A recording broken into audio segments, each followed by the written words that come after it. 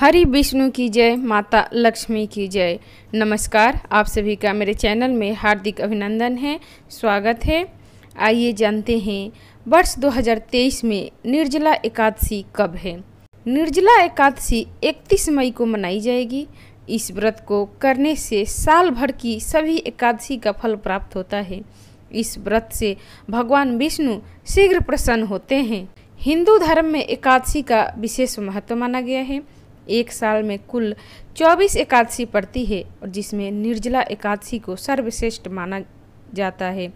पौराणिक मान्यताओं के अनुसार इस व्रत को करने से साल भर की सभी एकादशी का फल प्राप्त होता है।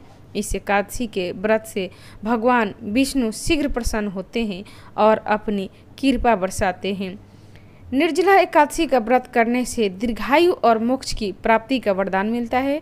यह व्रत जीवन में जल की महत्वता को बताता है। सभी एकादशी में निर्जला एकादशी सबसे श्रेष्ठ और कठिन मानी जाती है। यह व्रत बिना पानी पिए रखा जाता है। यही वजह है कि इसे निर्जला एकादशी कहते हैं। निर्जला एकादशी के दिन बिना पानी पिए भगवान विष्णु को पूरे विधि विधान से पूजा अर्चना की जाती है। निर्जला एकादशी व्रत का शुभ मुहूर्त है। निर्जला एकादशी व्रत की शुरुआत 30 मई 2023 मंगलवार की दोपहर 1:09 से होगी।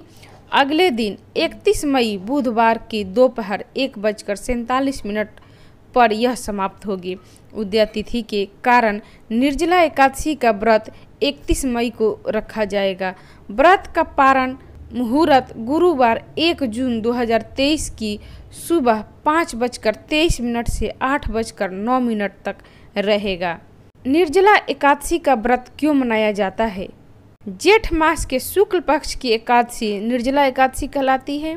जेठ मास में दिन बड़े होते हैं और गर्मी के कारण प्यास भी बहुत लगती है।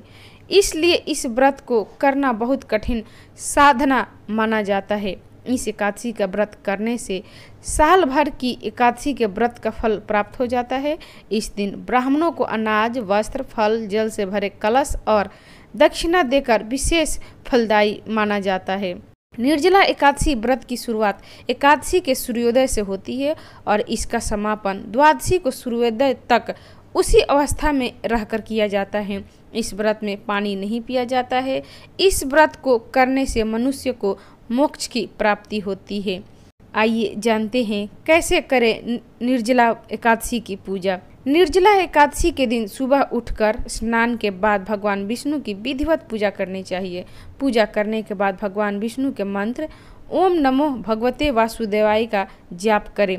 मंत्रोच्चार के बाद व्रत की संपूर्ण कथा सुननी चाहिए और भगवान का कीर्तन करना चाहिए।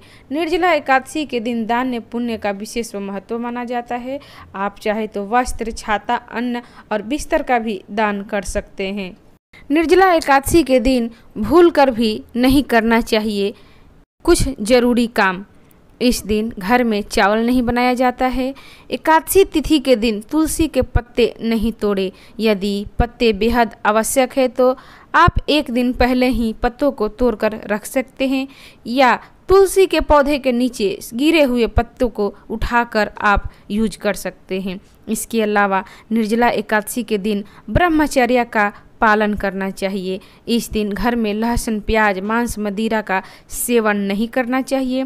साथ ही किसी से लड़ाई झगड़ा या किसी का बुरा ना सोचे, किसी का अहिता ना करे और ना ही क्रोध करे।